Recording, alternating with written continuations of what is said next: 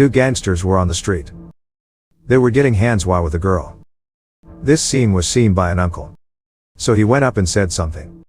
Unexpectedly, the gangsters didn't know the virtue of respecting the old and loving the young. Do you know who you're talking to? I'm the boss of the street. The two of them went up and started punching and kicking the uncle. The gangsters laughed triumphantly. Is that all you've got? Tried to play the hero and save the beauty. But they didn't know how fierce the uncle could be when he got angry. Not long after, he ran into those gangsters again. They were kidnapping someone. The uncle spoke up again. It's this old man again.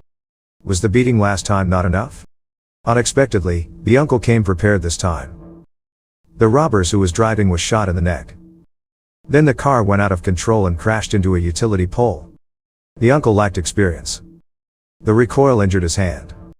Another gangster got out of the car and was also injured by the uncle. The uncle showed no mercy and shot him in the chest. Then he left in a cool manner. The uncle's name is Blake. To celebrate his daughter's admission to a prestigious university, Blake went to a restaurant for a meal. At this time, the threatening gangster was completely enraged. Blake soon learned the news in the hospital. But his wife didn't survive the rescue. Blake was extremely grief-stricken. Fortunately, his daughter was saved after the rescue. But she was still in a coma. After that, Blake took his wife's body back to their hometown for burial. On the way back with his father-in-law, they happened to encounter a group of poachers. His father-in-law picked up the shotgun and fired several shots. Blake was startled.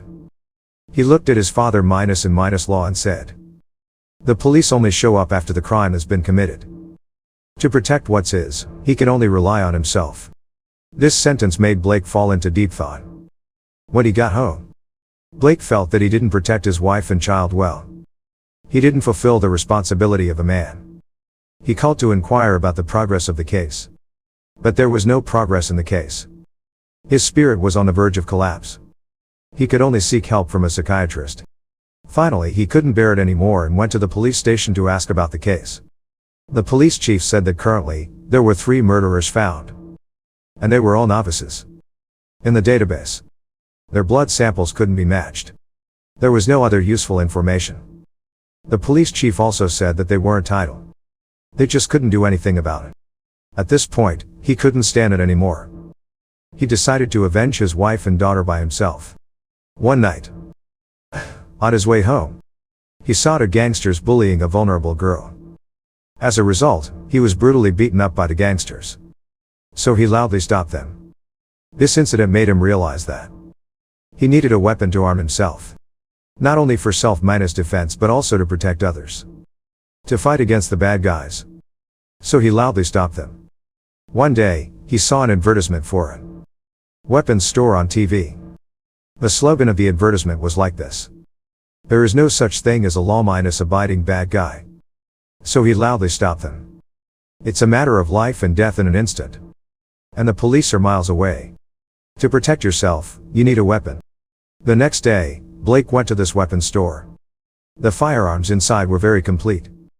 Blake was somewhat tempted. So he loudly stopped them.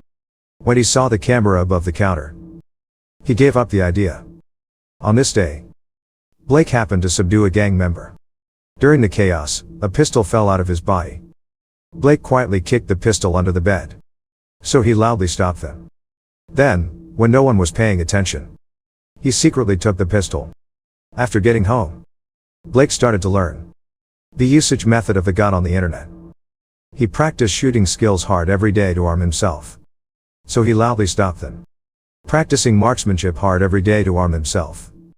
He decided to avenge his daughter in his own way. Feeling that something might happen, he started to search for clues in the slums again. So he loudly stopped them. As a result, he met the same group of thugs who had beaten him before. And the scene at the beginning occurred. But all of this was filmed by a witness. Soon the police arrived at the scene. However, only the back of the person was captured in the video. It was impossible to identify who the murderer was. Afterwards, the video was uploaded to the internet. Netizens talked a lot about this incident. The rescued victim expressed gratitude to Blake. Those who supported him called him the guardian angel, while those who opposed him referred to him as Chicago. So he loudly stopped them. The next day, Blake was in the hospital. He admitted a child with a gunshot wound. The boy said that a thug shot him and forced him to do a drug deal. Blake immediately walked over upon hearing that. The thug was chatting with his companion at that moment. But the next second. So he loudly stopped them. The Reaper took action again to uphold justice. Was Blake's action right or wrong? Major media outlets had a lot of discussions about it. Blake watched the report on TV. He felt extremely comfortable in his heart. So he loudly stopped them. In the past 2 days, Blake admitted a patient with a gunshot wound. This person was the curly mess-haired guy who had parked his car before. So he loudly stopped them. He found his stolen watch on the guy's hand. After the rescue attempt, the curly mess-haired guy was pronounced dead.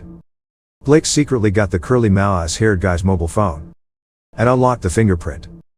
Blake found some clues in the curly mess-haired guy's mobile phone. The curly mess-haired guy's watch was from a black market. So he loudly stopped them. After that, Blake went to that black market alone. He originally wanted to get back the things that were stolen from his home, and then trace the clues based on those things. But the shop owner realized that Blake had ill intentions through some details. He secretly sent a message to one of the gangsters. After sending the message, he tried to grab a gun but was seen through by Blake. So he loudly stopped them. Blake quickly counterattacked the shop owner. Then he used a gun, forced the shop owner to find the items that were lost from his home. So he loudly stopped them.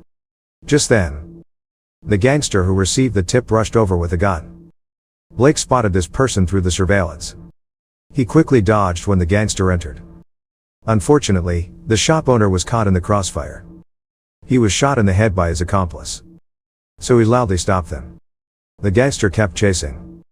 Suddenly, he tripped and fell flat on his face. Blake seized the opportunity. He picked up a guitar and hit the gangster with it. He pushed over a shelf and pinned the gangster under it. So he loudly stopped them. After a fierce gunfight. So he loudly stopped them. Blake shot the gangster in the leg using the surveillance as a guide. The gangster immediately fell to the ground and couldn't get up. The model stomped on him hard, forced him to reveal the information about his accomplice. The gangster couldn't bear the pain. He had to reveal the name and address of his accomplice. At this time, Blake was careless. The gangster took the opportunity to stand up and grab the pistol. The complacent gangster died because he talked too much. So he loudly stopped them. His mouth was like a machine gun, and he just kept talking. Then, a bowling ball came down. Then, according to the clues provided by the gangster. So he loudly stopped them. Blake found Damon, who had evil intentions towards his daughter. Looking at the scar on his face, Blake was filled with anger.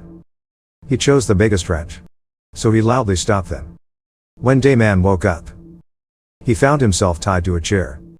Blake had already prepared the medicine to torture him. As a surgeon, he knew how to make someone's life a living hell. Damon, who couldn't stand the torture, confessed the last gangster, Screw. So he loudly stopped them. Finally, he begged Blake to let him go. He was daydreaming. Blake still hadn't found Jet. This Jet took the initiative to approach him. So he loudly stopped them and made an appointment with Blake to meet at a bar. At night, he came to the bar. So he loudly stopped them. Both of them wanted to kill each other. Blake was outwitted by Jet first. He was attacked by Jet and shot in the shoulder. Jet didn't get the upper hand either. He was shot in the stomach by Blake's random gunfire. So he loudly stopped them. In the chaos, both of them were injured. Blake realized the situation was not good and quickly left the place. Then he endured the pain and treated his wound alone. But that Screw was really despicable. He pretended to be an innocent injured person and told the sheriff that the gunman was Drive Blake. So he loudly stopped them. But the police had no evidence and couldn't arrest him. Blake also received some good news at this time. His daughter had woken up. So he loudly stopped them. Blake told his daughter the news of her mother's death. The father and daughter hugged each other and wept bitterly. A week later, his daughter was discharged from the hospital and ready to go home. The father and daughter met Jed in the elevator. So he loudly stopped them. The words between them were full of hidden murderous intent.